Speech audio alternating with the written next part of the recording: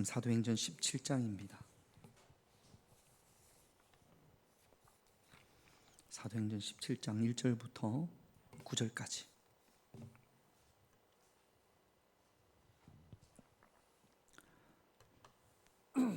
제가 한 절, 여러분들이 한 절 그렇게 교독합니다. 사도행전 17장 1절부터 9절입니다. 한 절씩 교독합니다. 그들이 암비볼리아와 아볼로니아로 다녀가 데살로니가에 이르니 거기 유대인의 회당이 있는지라. 바울이 자기의 관례대로 그들에게로 들어가서 새 안식일에 성경을 가지고 강론하며 뜻을 풀어 그리스도가 해를 받고 죽은 자 가운데서 다시 살아나야 할 것을 정언하고 이르되 내가 너희에게 전하는 이 예수가 곧 그리스도라 하니 그 중에 어떤 사람 곧 경건한 헬라인의 큰 무리와 적지 않은 기부인도 근함을 받고 바울과 신라를 따르나 그러나 유대인들은 시기하여 저자의 어떤 불량한 사람들을 데리고 때를 지어 성을 수동하게 하여 야손의 집에 침입하며 그들을 백성에게 끌어내려고 찾으나 발견하지 못함에 야손과 몇 형제들을 끌고 업장들 앞에 가서 소리질러 이르되 천하를 어지럽게 하던 이 사람들이 여기도 이르매 야손이 그들을 맞아들였도다. 이 사람들이 다 가이사의 명을 거역하여 말하되 다른 임금 곧 예수라 하는 이가 있다 하더이다 하니 무리와 업장들이 이 말을 듣고 소동하여 같이 있습니다. 야손과 그 나머지 사람들에게 보수금을 받고 놓아주니라. 아멘. 전 세계가 열광했던 우리나라 가수가 불렀던 노래가 있습니다. 강남 스타일. 무슨 스타일? 강남 스타일. 스타일이라는 단어를 그 사전에 찾아보면 이렇게 이야기합니다. 복식이나 머리 모양의 머리 따위의 모양, 또 일정한 방식, 이런 것을 스타일이라고 한답니다. 우리 어르신들은 아마 기억이 날 겁니다. 1980년도 KBS에서 방영된 드라마 중에 고두심 씨가 나오는 드라마가 사랑의 굴레라는 드라마가 있었습니다. 여기서 고두심 씨가 유행시킨 말이 있어요. 잘났어 정말. 그래서 많은 사람들이 시청률이 아주 높았습니다. 그때 어떤 한 여성이 아줌마가 미용실에 가서 고두심 스타일로 머리를 좀 만들어 달라고 그래서 미용사가 알았다고 그래서 다 했습니다. 나중에 보니까 사랑의 굴레의 고두심 머리 스타일이 아니라 전원일기의 고두심 스타일로 만들어 놨답니다. 닮고 싶은, 따라하고 싶은 모양. 미국의 청교도 소설가 작가 중에 느세니엘 호손이라는 주홍글 씨라는 그 소설을 써서 유명한 그분의 단편 소설 가운데 큰바위 얼굴이라는 게 있어요. 저희 중학교 때 그 영어 교과서에 나왔던 것 같습니다. 미국의 어떤 마을에 깊은 계곡이 있는 어떤 마을에 뒷산에 큰 바위가 있는데 사람 얼굴이에요. 그 바위가. 그래서 그 동네에 내려오는 전설은 언젠가는 저 큰 바위 얼굴을 닮은 위대한 사람이 우리 마을에 올 것이다. 그런 전설이 있었습니다. 그래서 그 마을에 사는 사람들은 언제 저 큰 바위 얼굴을 닮은 사람이 우리 마을에 나타날까 늘 기대하고 있었고, 그 마을에서 태어난 어니스트라는 어린아이는 어릴 때부터 저 큰 바위 얼굴을 닮은 사람이 우리 마을에 왔으면 좋겠다 그런 마음을 가지고 나도 저 큰 바위 얼굴과 같은 그런 사람이 돼야지 그렇게 정직하게 살아왔습니다. 큰 바위 얼굴이라고 기대할 만한 사람들이 있었지만 아니었습니다.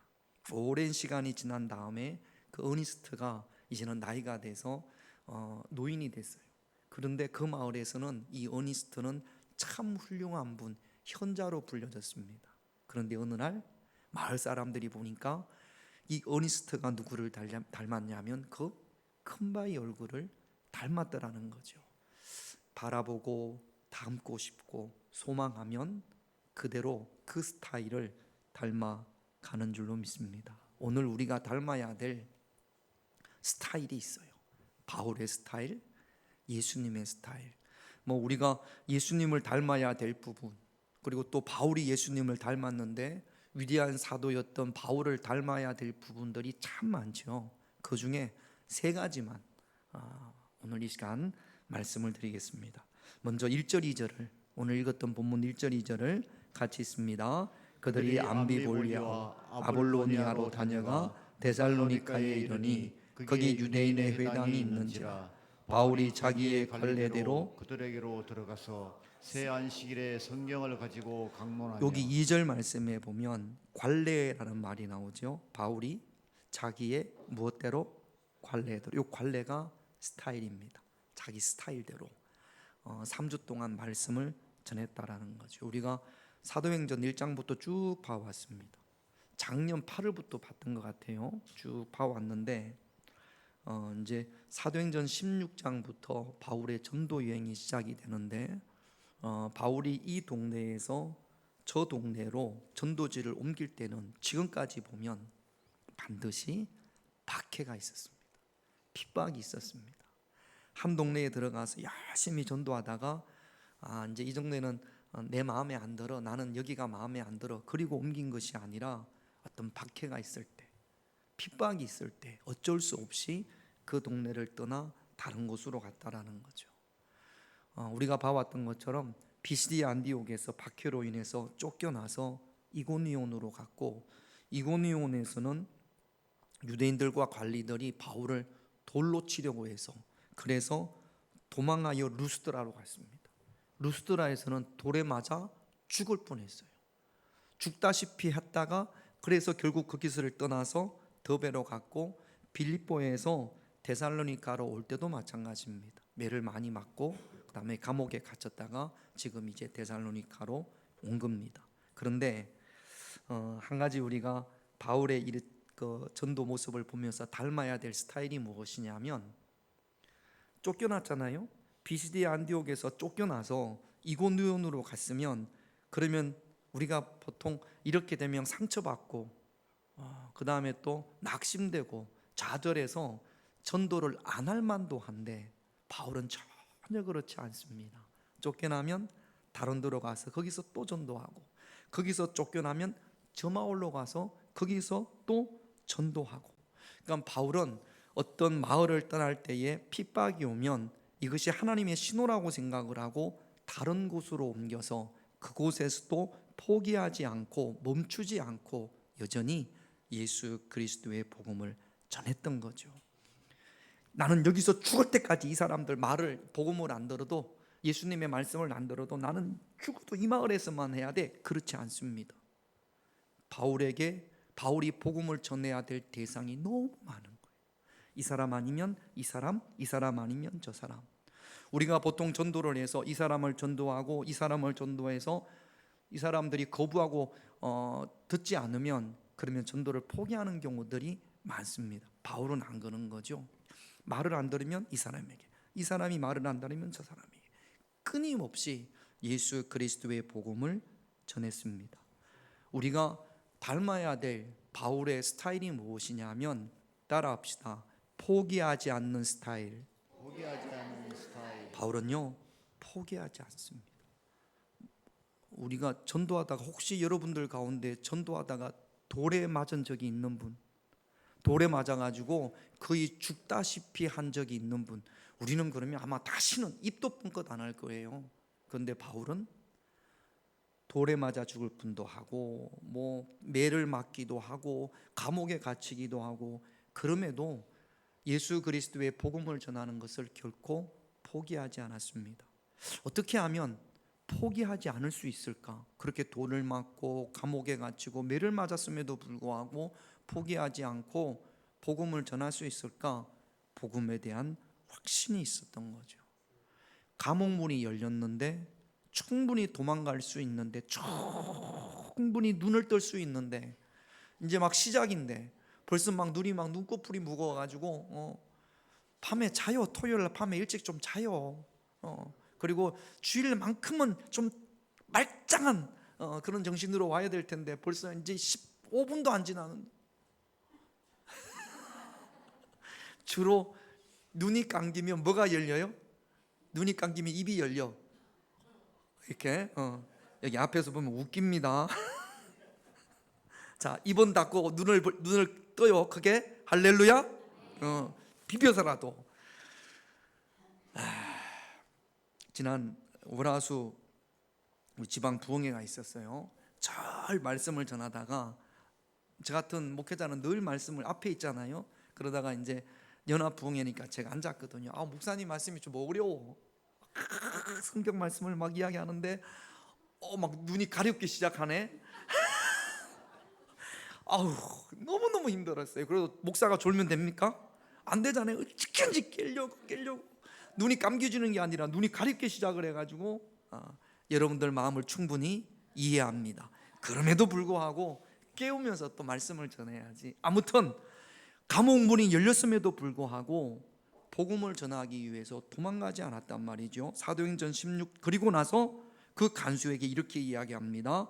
사도행전 16장 31절 같이 있습니다. 이르되 주 예수를 믿으라 하면 그리하면 너와 내 집이 구원을 받으리라. 나를 가둔 사람 또는 나를 향해 돌을 던진 사람, 나를 향해 매를 때린 사람, 그 사람에게도 복음을 전하기 위해서 끝까지 바울은 포기하지 않습니다. 어떻게 이럴까? 확실한 성령의 임재를 바울은 경험을 했거든요. 사도행전 9장 3절에서 5절을 볼게요. 같이 있습니다. 시작. 사울이 길을 가다가 다메섹에 가까이 이르더니 호련히 하늘로부터 빛이 그를 둘러 비추는지 땅에 엎드려 들림에 소리가 있어 이르시되 사울아 사울아 내가 어찌하여 나를 박해하느냐 하시거늘 대답하시되 누구시니까 이르시되 나는 내가 박해하는 예수라. 바울은요 확실히 예수님을 만났습니다. 누가 뭐라고 해도 예수님을 바울은 확실히 만났거든요. 이 확신이 있어야 포기하지 않고 복음을 전할 수 있습니다. 저희 어머니는 늦게 저 때문에 신앙생활을 시작을 하셨어요. 제가 목회하면서 이제 아이가 태어나서 우리 어머니가 아이를 봐주러 오셨습니다. 그때 저희 어머니는 신앙생활 하셔서 이미 집사님이 되셨어요. 이제 저희가 이사를 가야 돼서 이삿짐 센터 사장님이 오셔서 이제 이렇게 견적을 뽑지 않습니까? 그러니까 전도사의 어머니고 또 집사님이니까 아저씨는 교회 다니냐고 그랬더니 저는 우리 어머니가 권사님인데 교회 안 다닌다고. 그러니까 우리 어머니가 전도하기 시작을 했습니다. 예수 믿어야 된다고, 교회 다녀야 된다고. 그러니까 이 이삿짐 센터 사장님이 그래도 어머니가 권사님이니까 교회를 좀 다녔을 거 아니에요. 교회에 대해서 부정적으로 막 이래서 이렇고 막 이야기를 하네. 자기가 교회 다니면서 뭐 상처받은 이야기 이런 이야기 쭉 하니까 저희 어머니가 뭐라 그러냐면 우리 집사람이 제가 듣고 제가 어딘가 웃겨가지고 저한테 이야기를 하시더라고요. 막 그렇게 이삿짐 센터 사장님이 이야기를 하니까 저희 어머니가 가만히 듣더니 뭐라 그러냐면 맞아요. 나도 하나님 있는지 없는지 잘 모르겠어요. 확 바뀌어지는 거죠. 확신이 없으니까, 예수님을 만난 확신이 없으니까. 여러분, 우리가 왜 포기합니까? 전도하는 것을 포기합니까? 예수님을 만난 확신. 누가 뭐라고 그래도 예수님을 믿어야 구원받는다는 복음의 확신이 있어야 되는 겁니다. 로마서 1장 16절을 볼게요. 같이 있습니다. 내가 복음을 부끄러워하지 아니하노니 이 복음은 모든 믿는 자에게 구원을 주시는 하나님의 능력이 됩니다. 먼저는 유대인에게요 그리고 헬라인에게로다. 바울은 절대 포기할 수 없는 복음에 대한 확신이 있었기 때문에 예수님을 전하는 것을, 전도하는 것을 어떤 핍박이나 환난에도 포기하지 않았던 겁니다. 여러분, 구원의 확신, 복음에 대한 확신이 있는 사람은요 임종 직전까지 전도합니다. 예수 믿어야 된다고.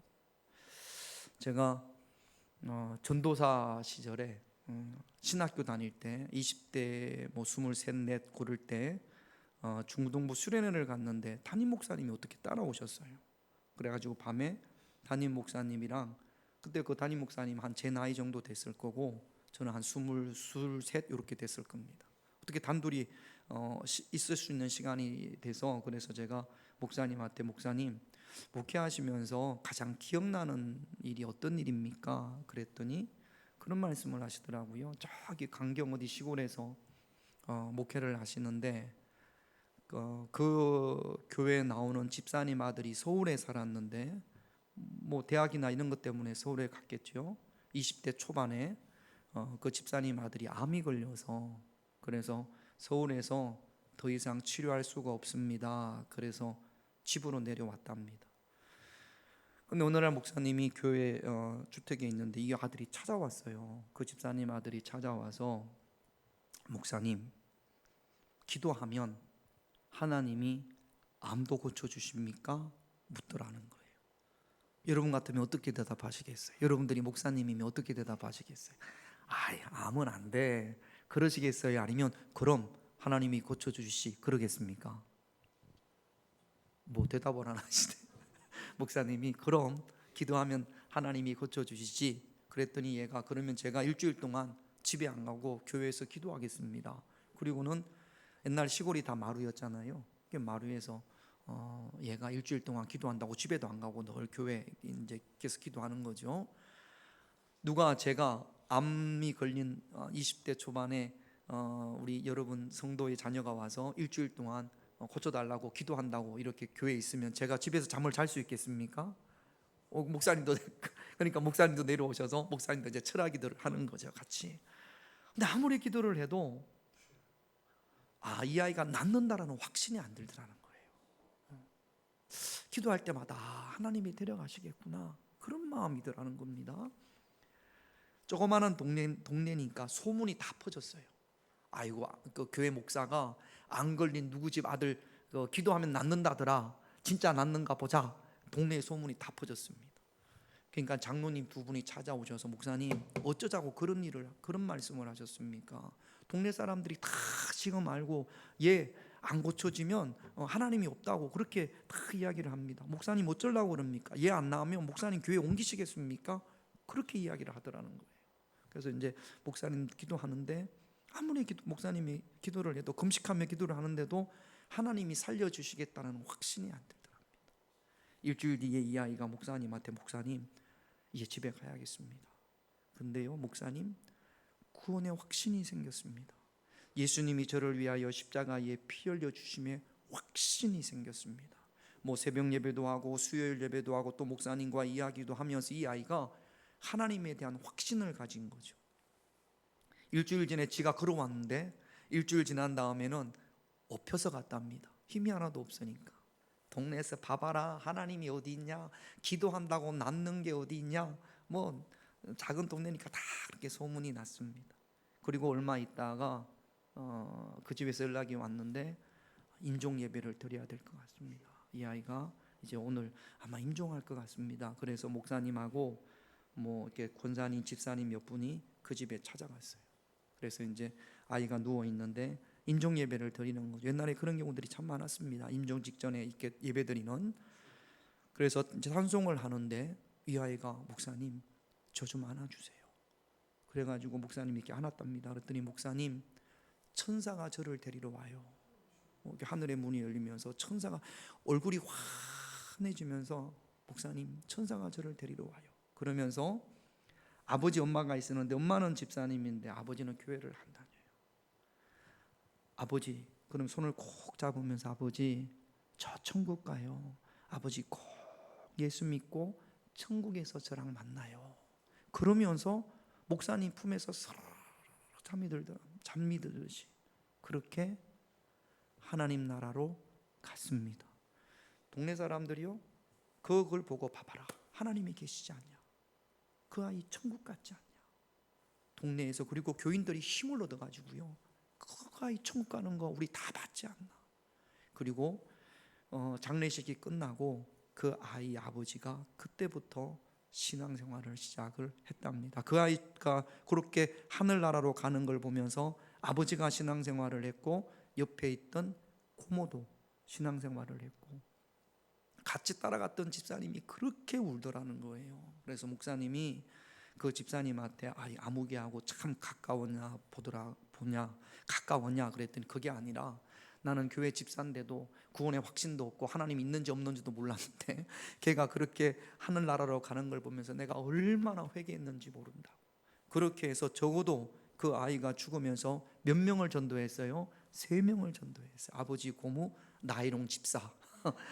여러분, 구원의 확신, 복음에 대한 확신이 있으면요 절대로 포기하지 않습니다. 심지어 인종 지정까지 예수 그리스도의 복음을 전하는 것, 이것이 구원의 확신이 있는, 복음에 대한 확신이 있는, 하나님 나라의 확신이 있는 바울의 스타일이었습니다. 우리가 닮아가야 될 스타일이 바울의 바로 이런 스타일인 줄로 믿습니다. 어떤 스타일? 포기하지 않는 스타일. 한 영혼을 포기하지 않는 스타일, 영혼 구원을 포기하지 않는 스타일이 바로 바울 스타일이었고, 예수님도 우리의 영혼을 위하여 십자가의 길을 포기하지 않으셨지 않습니까? 예수님 스타일이에요. 그래서 우리는 강남 스타일이 아니라 저와 여러분들은 예수님 스타일이 되어져야 할 줄로 믿습니다. 두 번째는요, 또 바울은 어떤 스타일이었냐면, 바울은 어떤 전도할 도시에 이르면 반드시 먼저 기도했습니다. 바울은 기도 스타일의 사람이었어요.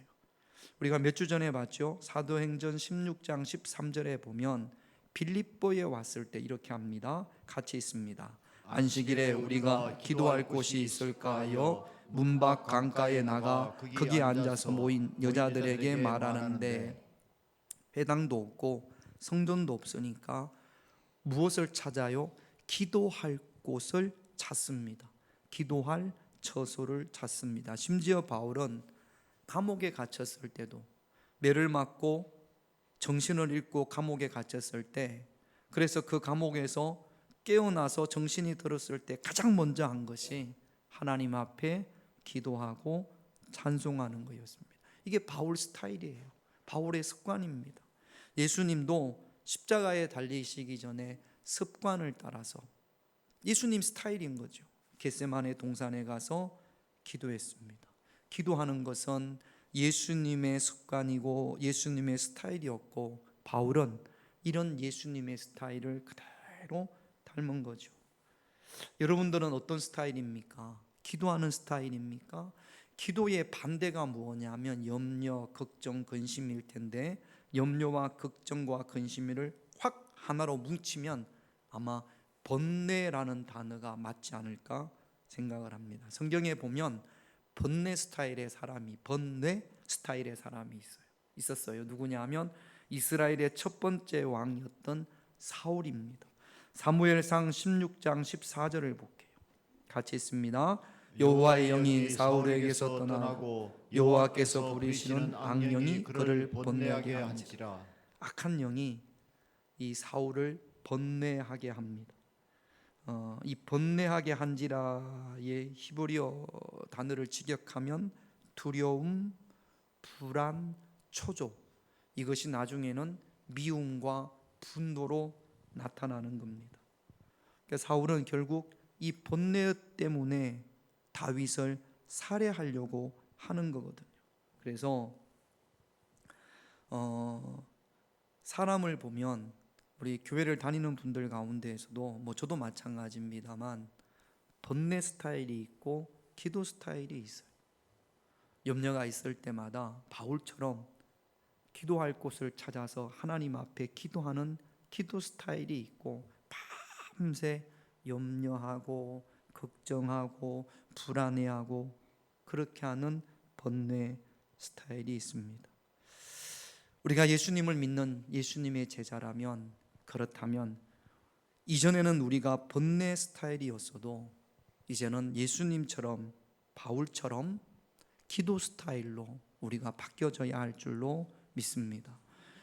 그 호손에 쓴 그 큰바위 얼굴에 어니스트가 끊임없이 큰바위 얼굴을 보고 자랐지 않습니까? 그래서 큰바위 얼굴을 닮아가는 것처럼 우리가 예수님을 바라보고, 또 예수님의 위대한 사도였던 바울을 바라봄으로 말미암아 저와 여러분들도 번뇌 스타일에서 변화되어서 기도 스타일로 바뀌어져야 합니다.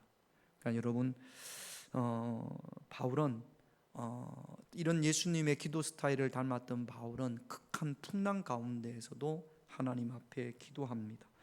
사도행전 27장 우리가 앞으로 볼 겁니다. 23절 24절을 볼게요. 같이 있습니다. 내가 속한 바 곧 내가 섬기는 하나님의 사자가 어젯밤에 내 곁에 서서 말하되 바울아 두려워하지 말라. 내가 가이사 앞에 서야 하겠고 또 하나님께서 너와 함께 항의하는 자를 다 내게 주셨다 하였으니. 사도행전 27장 이후로 보면 바울이 죄수의 몸으로 로마 황제에게 재판을 받기 위해서 지중해를 건너갑니다. 바울이 탄 배가 지중해 한중간에서 큰 폭풍, 유라굴라라는 큰 폭풍을 맞습니다. 며칠 동안 해도 보이지 않고 달도 보이지 않아요. 막 폭풍이 몰아치니까 모든 사람들이 살 소망을 잃었습니다. 두려움, 염려, 근심, 걱정으로 가득 찬 거죠. 그때 바울은 묻습니다. 바울은 어떤 스타일이라고요? 기도 스타일이라고. 다시 묻습니다. 바울은 어떤 스타일이라고요? 기도 스타일. 우리 인생에 풍랑이 몰아닥칠 때가 있어요, 없어요? 많이 있죠. 뭐 큰 풍랑도 있고 작은 풍랑도 있고. 기도 스타일이 아닌데 풍랑이 온다고 갑자기 기도 스타일이 되지 않습니다. 스타일은 만들어가는 거예요. 여러분 뭐 별로 관심이 없는 분도 있겠습니다만 우리 하나, 프로야구 하나, 대전이 하나잖아요. 한국 시리즈에 갔습니다. 오늘부터인가요? 저 LG랑 한국 시리즈를 합니다. 대부분이 별로 잘 모른다라는 뿐인데 그 왜 투수나 이 타자가 이렇게 방망이 이렇게 휘두르잖아요. 그냥 방망이 휘두르는 것 같죠. 스타일이 있답니다. 폼이. 하나의 폼을 만들려면 수천 번 던지고 더 던지고 또 던지고 방망이 휘두르는 이 폼도 스타일도요 수천 번 수만 번 해야 스타일이 그 폼이 내게 된다라는 거죠. 기도 스타일도 마찬가지예요. 어려운 일 있으면 기도하면 되지 기도가 안 됩니다. 어느 날 갑자기 기도하려고 해도 기도가 안 돼요. 평상시에 기도 스타일이 되어져야 되는 거죠. 바울은 기도 스타일이었습니다. 풍랑이 몰아닥칠 때 그 배 안에 있는 모든 사람들은 살 소망을 잃었어요. 불안과 초조와 근심과 걱정으로 어찌할 바를 모를 때 바울은 그때도 하나님 앞에 기도 스타일이니까 하나님 앞에 기도합니다.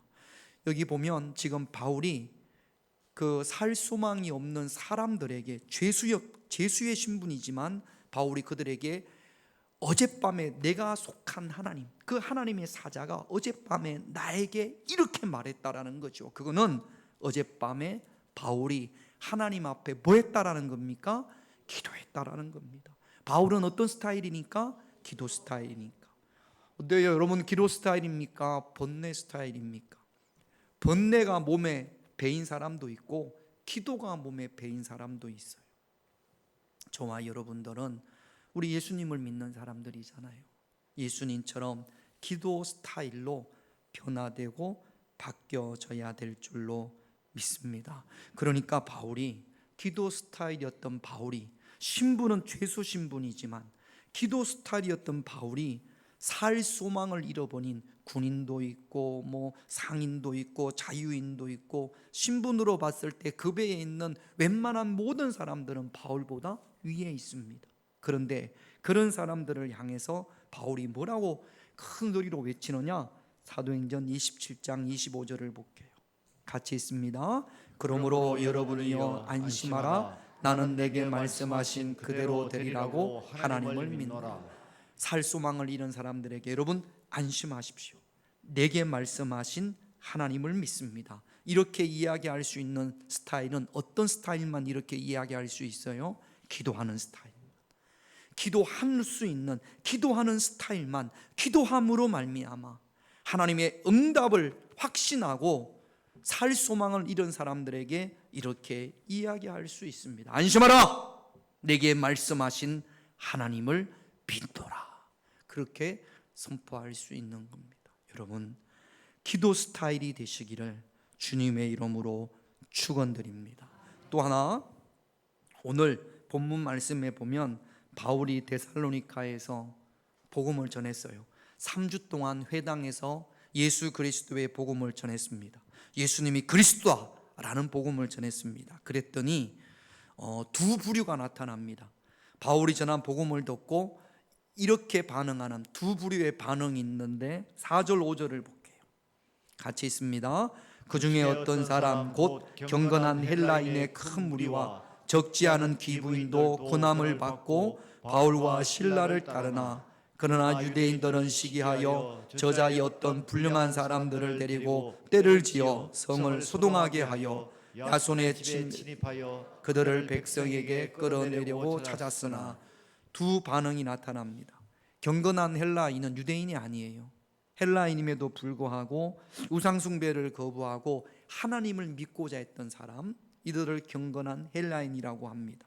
또 데살로니가에 살았던 이방인이지만 귀부인이라고 하는 이 부류들은 높은 지위에 있는 사람들의 아내들이죠. 이들이 바울이 전하는 예수님의 복음을 듣고 그 복음을 믿습니다. 그런데 의외의 사람들도 있습니다. 당연히 하나님을 믿는 유대인들이 복음을 받아들일 거라고 생각을 하는데 5절 말씀에 보면 유대인들은 복음을 받지 않습니다. 오히려 복음을 전하는 바울을 핍박합니다. 그 이유가 뭐예요? 시기 때문에. 여기 오늘 4절 말씀에 보면 바울과 실라를 따르나라고 되어 있습니다. 많은 경건한 헬라인들이 또는 귀부인들이 복음을 전하는 바울이 전하는 복음을 믿고 따르니까 이것 때문에 시기하여서 바울이 전하는 복음이 성경적이다, 성경적이지 않다, 여기에 대해서는 전혀 관심도 없습니다. 시기 때문에 바울을 핍박합니다. 빌립보에서도 바울이 핍박을 받았죠. 귀신 들린 여인을 고쳐줌으로. 빌립보에서는 뭐 때문에 핍박을 받냐면 돈 때문에 핍박을 받습니다. 어떤 이들은 돈 때문에 바울을 핍박하고 어떤 이들은 시기 때문에 바울을 핍박합니다. 빌립보에 있던 사람들은 돈 때문에 복음에 귀가 막혔고, 또 데살로니가에 있는 유대인들은 시기 때문에 바울이 전하는 복음의 귀가 닫힌 거죠. 우리도요, 하나님의 말씀을 듣는데 우리의 귀를 닫혀지게 하는 것이 있습니다. 그게 돈일 수도 있고, 그것이 시기일 수도 있고, 그것이 염려일 수도 있고, 세상을 좋아하는 마음일 수도 있고, 조금씩 다르겠습니다만, 여러분들로 하여금, 저와 여러분들로 하여금 하나님의 말씀에 귀를 막게 하는 게 어떤 게 있을까요? 졸려서 막기도 하죠. 예배 시간에 졸아서 하나님 말씀을 듣지 못할 수도 있습니다. 다시 말씀드립니다. 눈을 뜨시고 입을 닫고, 거꾸로 눈을 닫고 입을 열지 말고 눈을 뜨셔야 합니다. 그래서 돈 때문에 바울을 핍박했고 또 시기 때문에 바울을 핍박합니다. 우리가 전도하면 평생을 악한 영에 붙들려 사는 사람들에게 예수 믿어야 구원받습니다, 그렇게 이야기했을 때 그 이야기를 듣자마자 두 손 들고 할렐루야, 맞습니다, 예수 믿어야 됩니다, 그럴 사람이 어디에 있습니까? 복음을 전하면요, 대부분 거부하고 싫어하고 미워하고 핍박하는 경우들이 많습니다. 7절 말씀을 한번 볼까요? 같이 있습니다. 야손이 그들을 맞아 들였도다. 이 사람들이 다 가이사의 명을 거역하여 말하되 다른 임금 곧 예수라 하는 이가 있다 하더이다. 시기 때문에 바울을 고발하면서 뭐라고 이야기하냐면 가이사의 명을 거역한답니다. 가이사는 로마의 황제예요. 그러니까 가이사가 우리의 임금인데 지금 바울은 가이사 말고 다른 임금이 있다고 합니다. 그 다른 임금이 뭐라는 거예요? 예수라는 거죠.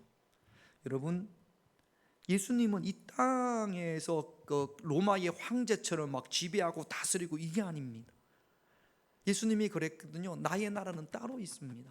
예수님의 나라는 하늘나라예요. 지금 로마의 황제에게 반역을 일으키려고 하는 것은 눈꼽만큼도 없어요. 예수님도 그랬거든요. 그 바리새인들이 예수님을 고발하면서 유대인의 임금이라고. 아니에요. 그렇지 않아요. 육신과 영이 다른 겁니다. 그러면 유대인들은 그걸 모르냐? 모를 리가 있나요? 예수님이 임금 되셨다라는 게 세상의 임금을 말하는 게 아님에도 불구하고 알고 있었습니다. 그럼에도 불구하고 말도 안 되는 죄를 뒤집어 씌우는 거죠. 여러분, 우리가 교회가 억울할 때가 많습니다. 물론 이 땅에 있는 교회가 완벽한 교회는 없습니다.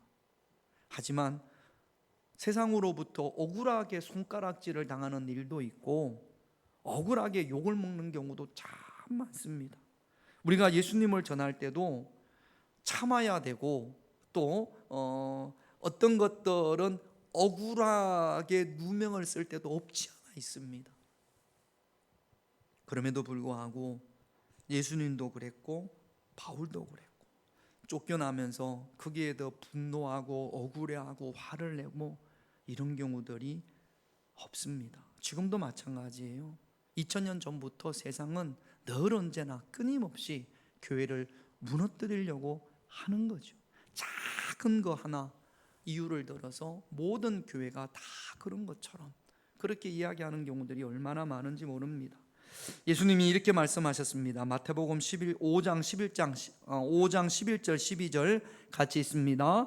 나를 인하여 너희를 욕하고 핍박하고 거짓으로 너희를 거스려 모든 악한 말을 할 때에는 너희에게 복이 있나니 기뻐하고 즐거워하라. 하늘에서 너희 상이 큽니다. 너희 전에 있던 선지자들을 이같이 핍박하였느니라. 예수님으로 인하여 욕을 듣고 예수님으로 인하여 핍박을 받고 예수님으로 인하여 거짓으로 고발을 당하고 예수님으로 인하여 한다라는 것이 예수님을 전할 때 또는 예수님 말씀에 순종할 때 세상의 법을 어겨서 세상 사람들이 미워하는 것이 아니라 단지 예수님을 믿는다라는 이유 때문에 단지 예수 그리스도의 복음을 전한다라는 이유 때문에 욕을 먹기도 하고 또 핍박을 받기도 하고 악한 말을 듣기도 하고 자, 저 좀 보세요.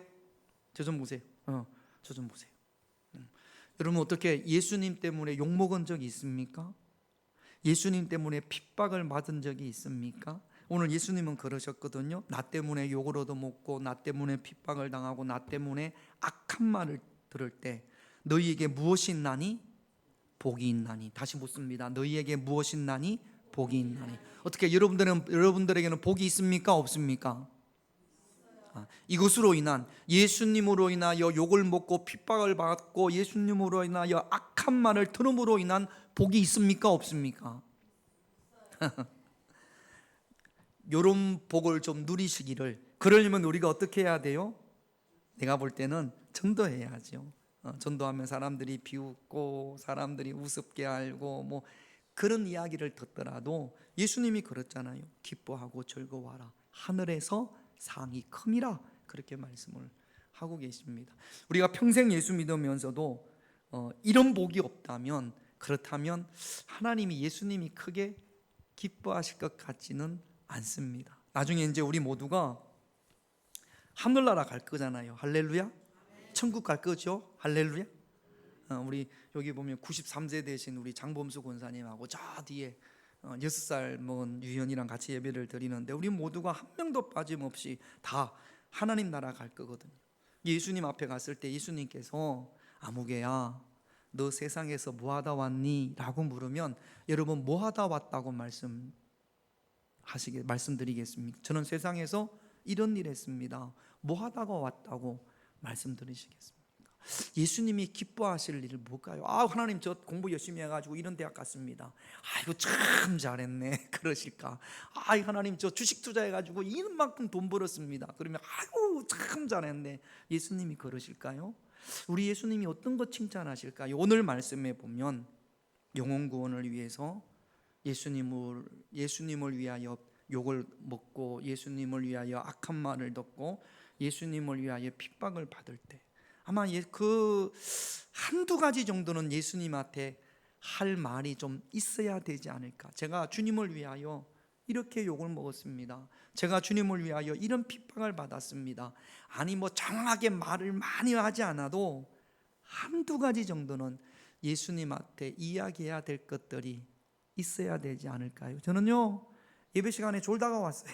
그러지 해서는 안 되지 않습니까?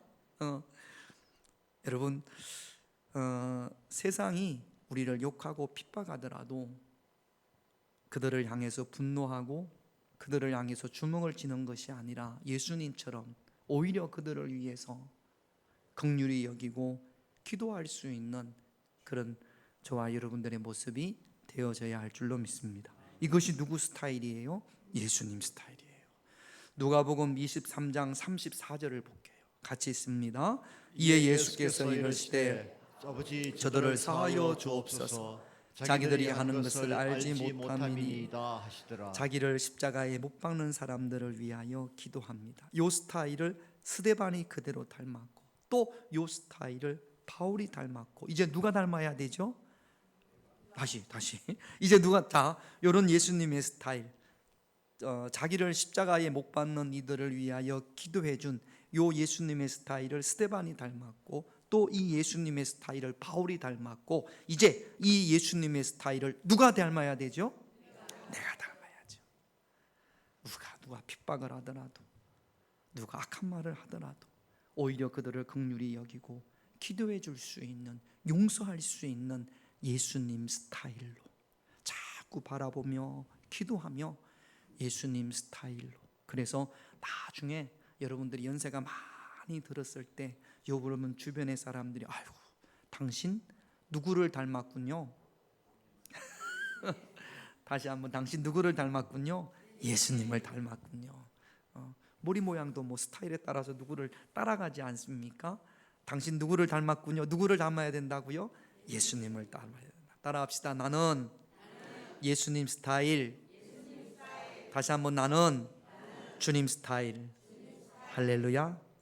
다른 스타일이 아니라 예수님 스타일이 되시기를 주님의 이름으로 축원드립니다. 그러면 예수님 스타일은 오늘 말씀에 보면 예수님 스타일은 어떤 스타일이었느냐? 기도 제목 볼게요. 첫 번째 예수님의 스타일은 어떤 스타일입니까? 포기하지 않는 스타일. 바울이 이랬거든요. 뭘 포기하지 않아요? 영혼 구원을 포기하지 않습니다. 여러분 예수님을 닮아가기 위해서 저와 여러분들이 포기하지 말아야 될 것 어떤 것들이 있을까요? 뭐 영혼 구원 외에도 예수님을 닮기 위해서 내가 포기하지 말아야 될 것, 그 가운데 오늘 말씀에 보면 영혼 구원, 우리 자녀의 영혼 구원을 위해서 결코 포기하지 말고, 사랑하는 누구의 영혼을 위해서 결코 포기하지 말고, 마지막 임종 직전까지 예수 믿고 천국에서 만납시다 라고 이야기할 수 있는, 포기하지 않는 것이 예수님의 스타일이고 바울 스타일이었습니다. 두 번째로 우리 주님의 스타일, 바울 스타일은 어떤 스타일이었어요? 기도 스타일이었습니다. 저와 여러분들도 번뇌 스타일이 아니라, 염려 스타일이 아니라 오늘 이 순간부터 하나님 내가 기도 스타일이 되겠습니다. 기도할 수 있는 시간이 되시고, 세 번째 예수님의 스타일, 바울의 스타일은 어떤 스타일이에요? 긍휼과 용서의 스타일이었습니다. 용서하는 스타일이 바로 예수님 스타일입니다. 4번 같이 있습니다. 내 삶이 예수님과 바울 스타일을 닮게 하시옵소서. 예수님과 바울을 닮아갈 수 있는 그런 저와 여러분들이 되시기를 우리 찬양하고 다 같이 하나님 앞에 기도하겠습니다.